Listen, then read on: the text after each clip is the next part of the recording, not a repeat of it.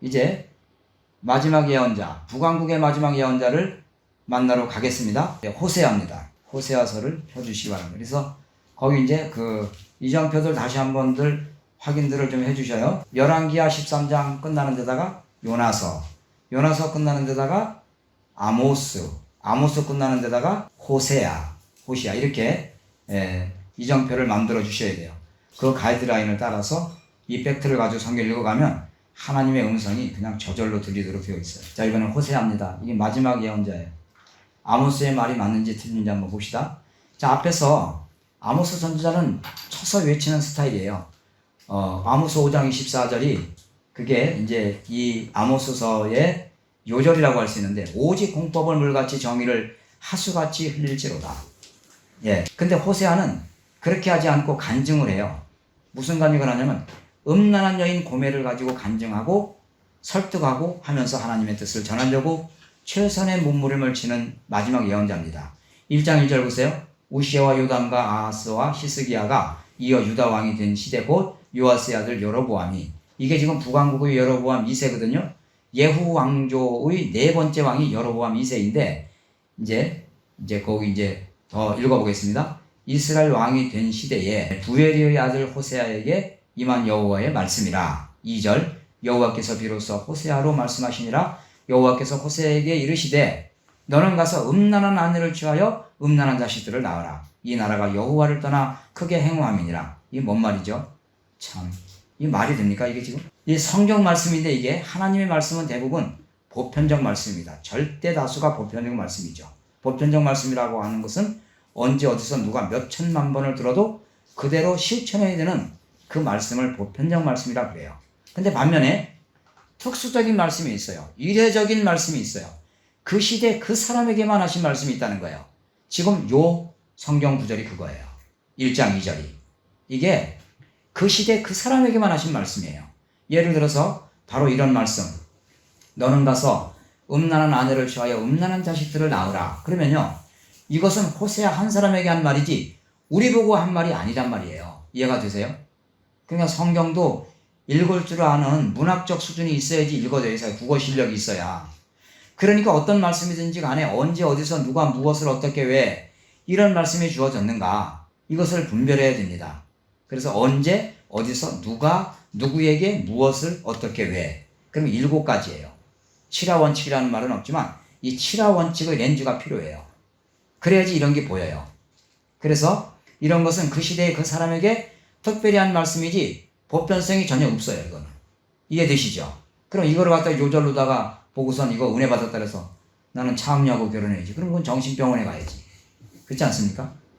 그리고 음란한 자식들을 낳아 하나님의 거룩한 일을 하려면 거룩한 처녀를 아내로 삼아서 사역을 해야지 하는 것이 보편적인 거 아닌가요? 이런 것은 비상시에나 나오는 말이에요. 비상시. 이유가 뭐냐? 이 나라가 지금 하나님, 여호와 하나님을 떠나서 크게 행음하고 있어요. 영적으로 행음을 하고 있는 거예요. 본 남편과 같은 하나님을 떠나서 다른 신들을 섬기는 그 짓거리가 꼭 음란한 여자를 데려다가 결혼해서 사는 짓거리하고 똑같다 그 말이에요. 이해가 되시죠? 네가 앞으로 취할 다불라임의 딸 고멜과 너무도 똑같지 않냐 그 말이에요. 그래서 호세아로 하여금 네가 먼저 내 심정을 이해해야 설교를 바르게 하지 않겠냐. 호세아가 하나님 말씀에 순종하고 다불라임의 딸 고멜과 결혼하여서 아들을 낳습니다. 1장 4절 여호와께서 호세아에게 이르시되 그 이름을 이스르엘이라 하라. 이스라엘이 아니에요. 이스라엘 나라 가면요 평야가 3군데가 있어요. 무기드 평야, 사론 평야, 이스라엘 평야. 이게 세 군데가 있어. 나도 그거 가서 봐서 알았어요. 몰랐는데. 근데 이스라엘이라고 하는 게 뭔 뜻인가 해서 사전을 찾아보니까 하나님이 씨를 뿌리신다라고 하는 뜻이에요. 그럼 그게 뭘까요? 너무너무 비옥해서 하나님이 씨를 뿌리면 얼마나 잘 되겠어요. 그 땅이 곡식을 열매를 얼마나 충실하게 맺겠어요. 그렇게 좋은 땅이라는 거예요. 좋은 평야라는 거예요. 그런데 보세요. 첫 아들 이름을 이스르엘이라고 불러라. 대부분요 고멜이 그 뒤에 낳은 딸 로루하마와 로암미, 그것은 해석이 다 되어 있으니까 이해가 쉬운데 중요한 것은 큰 아들 이름 이스라엘에 대해서는 전혀 정보가 없어요. 예, 이것이 핵심이에요. 그런데 보세요. 지난번 제가 강의할 때 이런 말 한 적 있었죠. 이해하시나요? 이번엔 제가 못했는데 열왕기하서에 오므리 왕조의 아합 왕조 네 번째 왕이었던 여호람이 아무리 가르쳐도 사람이 안 되는 거예요. 엘리사 시대에. 그래서 하나님께서 예후라고 하는 군대 장관을 통해서 쿠데타를 일으키게 하시고 오므리 왕조 마지막 왕 여호람을 화살로 염통을 뚫어서 죽인 후에 나봇의 포도밭에 죽였던 거 기억하시죠? 그 평지가 이스라엘 평지예요. 그 이스라엘 하는 것은 하나님이 씨를 뿌리신다 그런 뜻인데 너무너무 땅이 비옥해서 그런 이름이 붙은 땅인데 그렇게 곡식이 잘 되는 땅에 살게 했는데 하나님께서 이스라엘 백성들을 살게 했는데 그러면 해마다 그렇게 풍성한 곡식과 과일을 거두면서 하나님께 찬양을 하고 감사하고 그렇게 해야 마땅한 거잖아요. 그런데 이들이 안타깝게도 바알을 섬기고 아세라 목상을 섬기고 몰렉이나 케못이나 아스다롯 우상을 섬기고 온갖 우상 숭배 짓거리들을 하고 있는 거예요.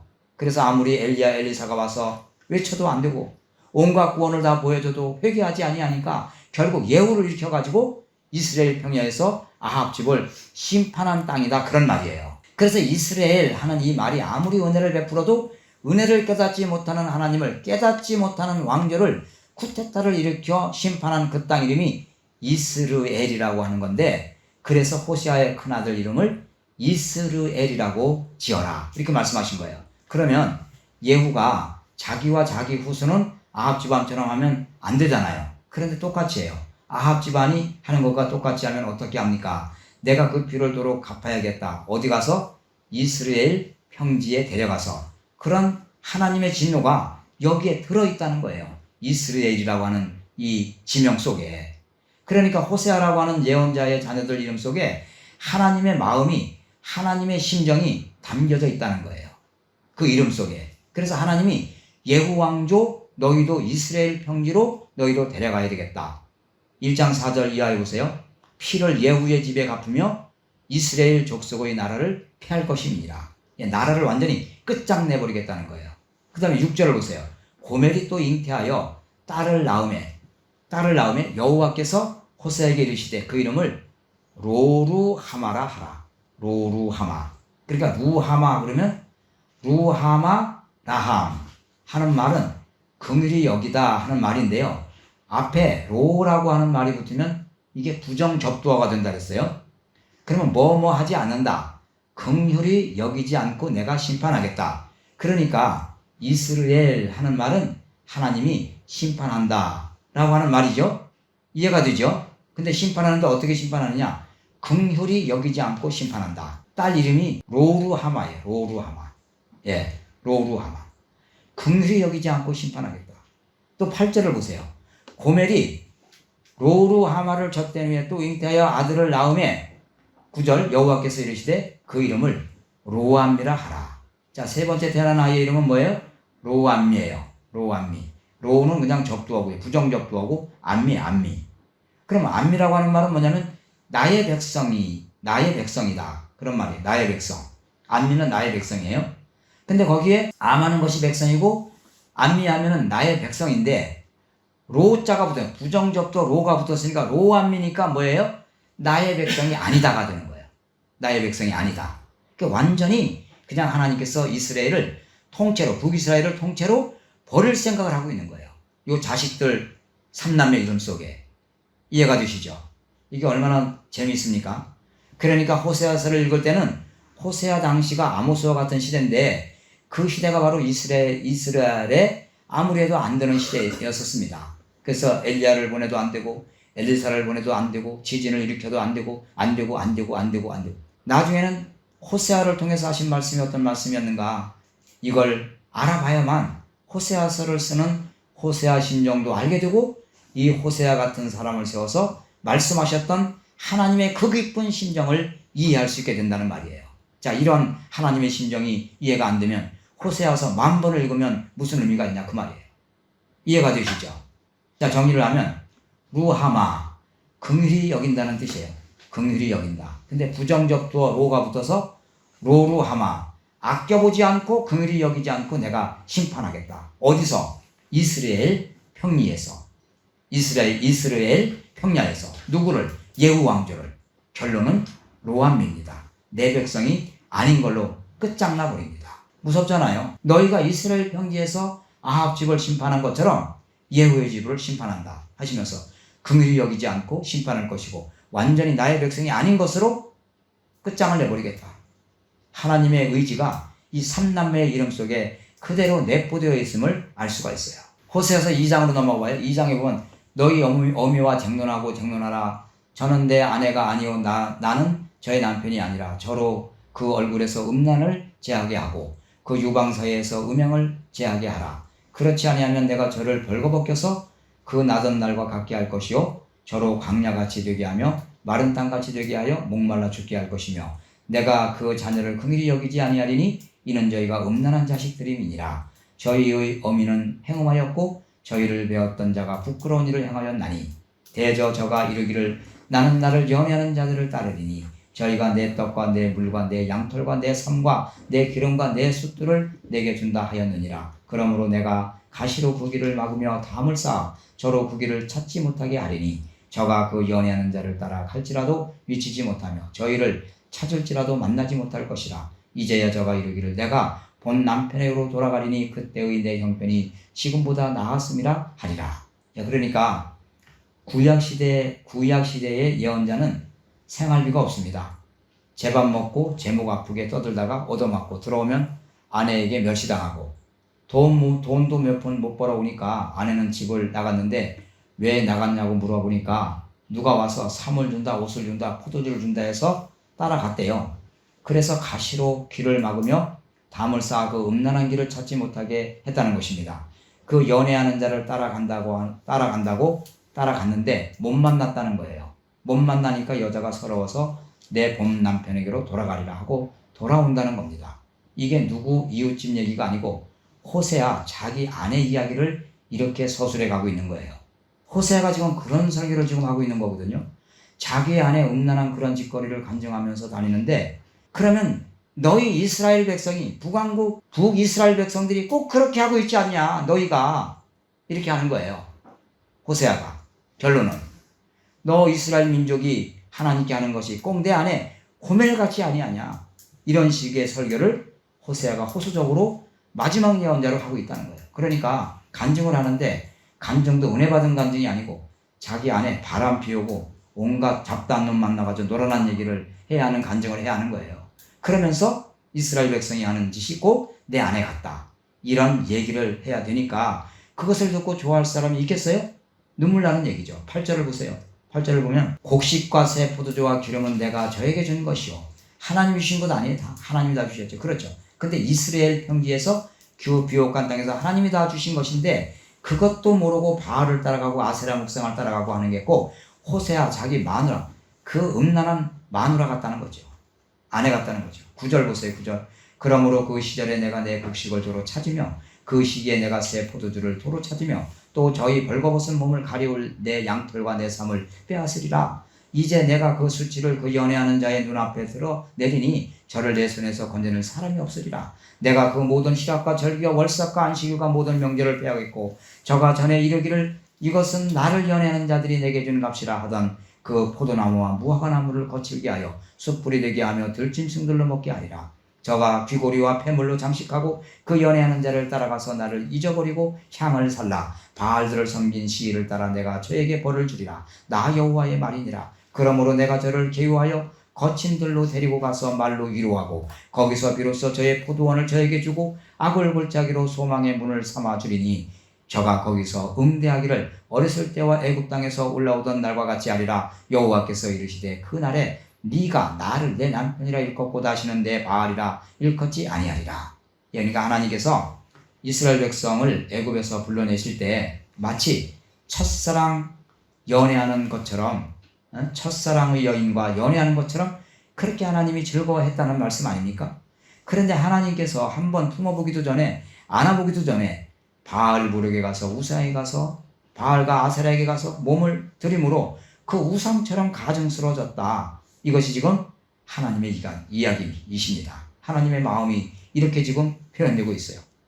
옛날 일이랑 똑같죠. 그래서 이런 여자와 결혼을 하는 호세아 한 번은 신전에서 누굴 만나는지 죽이마자 도망가 버렸어요. 알고 보니까 논팽이 그놈을 따라간 거죠. 3장 1절로 2절 보십시오. 여호와께서 이르시되 이스라엘 자손이 다른 신을 섬기고 건포도 떡을 즐길지라도 그러니까 자기 아내를 돈을 주고 가서 찾아와요. 이것을 구속이라고 그래요. 구속, 대가를 지불하고 해방시키는 것을 뜻하는 말입니다. 자기 아내를, 아니 자기 것인데 찾아오면서 돈을 물어주고 가서 찾아오는 거예요. 이런 일을 겪으면서 호세아가 하나님의 심정을 조금씩 알아갑니다. 이런 것을 깨닫게 하시려고 나를 음란한 여자와 결혼하라고 하신 거구나. 그런 경험을 다 한 다음에 비로소 명설교를 잘합니다. 호세아가. 그래서 이스라엘 백성들아, 솔직히 내 아내를 흉볼 것이 아니라 너희들 하는 짓거리가 내 아내와 다를 것이 뭐냐? 하나님 등지고 온갖 잡신과 노련한 것이 똑같지 않는 거야? 이렇게 하는 거죠. 그래서 하나님은 제사보다 인애를 원하고 번제보다 하나님을 아는 것을 원하신다고 6장 6절에서 말씀하고 있어요. 이게 요절이에요. 6장 6절이. 하나님 번제보다 인애를 원하신다. 인애란 인자한 것과 사랑하는 것을 말하는 건데, 인자하고 사람에게 친절한 것을 좋아하고 번제보다 하나님 아는 것을 좋아한다. 번제가 무슨 소용이 있냐? 내가 수양의 기름을 마시겠느냐? 그 고기를 먹겠느냐? 재를 먹겠느냐? 내가 진정으로 원하는 것은 번제가 아니라 하나님을 아는 것을 원한다. 6장 3절이 이것이 요절 중에 이거는 표어고요. 표어 요절이고, 예? 6장 6절은 중심 요절이에요. 그래서 6장 3절은 아주 중요해요. 힘써 여호와를 알자. 이게 하나님을 알지도 못하고 하나님 우리가 어떻게 믿는다는 게 도대체. 이것이 호세아의 표어입니다. 표어. 요거 6장 3절은 표어고 아까 6장 6절은 요절이에요. 네. 이렇게 중요해요. 내 백성이 지식이 없어서 망한다고 하면서 이스라엘 백성이 율법의 지식을 버렸기 때문에 너희로 하여금 내 제사장이 되지 못하게 했다 하면서 4장 1절로 6절에 보면 자기 간증을 통해서 하나님의 사랑을 설득하려고 애를 씁니다. 이런 식으로 호세아가 설교를 하는데 이렇게 해도요 안 돌아옵니다. 안 돌아오는데 계속해요. 그래서 호세아서는 당시에 아무리 외쳐도 돌아오지 않는 이스라엘 사람들보다 후시대 사람들이 읽고 오늘 저 여러분이 읽고 하나님을 이해하기를 바라는 마음에서 기록되었다고도 볼 수가 있습니다. 예. 그래서 호세아서가 그런 피눈물 나는 이야기인데 호세아서가 말하는 몇 가지 이야기가 있는데요. 그것만 정리하고 마치겠습니다. 7장 11절에 보면 에브라임은 어리석은 비둘기같이 지혜가 없어서 애굽을 향하여 부르짖으며 아수르로 가는도다. 이게 뭔 말인가 하면 끊임없이 애굽을 향해서 달려가고 아니야 그쪽이 아니고 이쪽이 하면 또 아수르로 가고 아니야 이쪽이 하면 또 애굽으로 가고 항상 애굽으로 가거나 아수르로 가고 있는 거예요. 그래서 애굽을 찾지 말고 아수르를 찾지 말고 위에 계신 하나님을 찾아라. 이것들아 그 이름이 만군의 하나님 여호와시다.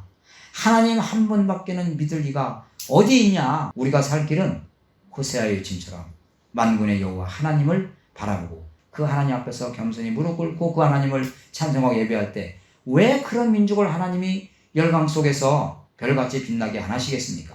7장 15절 내가 저희 팔을 연습시켜 강건케 하였으나 저희는 내게 대하여 악을 꾀하는도다. 애굽으로 고센 땅으로 비리비리 하던 것을 주어다가 팔에 힘을 길러주었더니 하나님께 도전장을 냈다는 거예요. 이 말은 9장 10절 보세요. 옛적에 내가 이스라엘을 만나기를 광야에서 다른 말로 사막에서 포도를 만남같이 하였으며 너희 열조보기를 무화과 나무에서 처음 맺힌 천열매를 본같이 하였거늘 저희가 바알불에게 가서 부끄러운 우상에게 몸을 들임으로 저희의 사랑하는 우상같이 가증하였도다. 자, 주림과 목마름으로 사막길을 갈 때 사막에서 포도를 만나면 얼마나 기쁘고 감격한지 우리 경험 못 해봤잖아요. 그렇죠? 마치 그렇다는 거예요. 경험 안 했지만 상상은 됐죠. 하나님께서 이스라엘을 만나기를 마치 사막에서 포도를 만난 것 같이 그렇게 기쁘고 감격스러웠다는 거예요. 또 무화과 나무에서 처음 맺힌 천열매를 같이 하였거늘 저희가 바알볼에 가서 부끄러운 우상에게 몸을 들임으로 저희의 사랑하는 우상같이 가증하여졌도다. 그런 이야기를 하나님께서 아픈 그 심정을 고백하고 계십니다.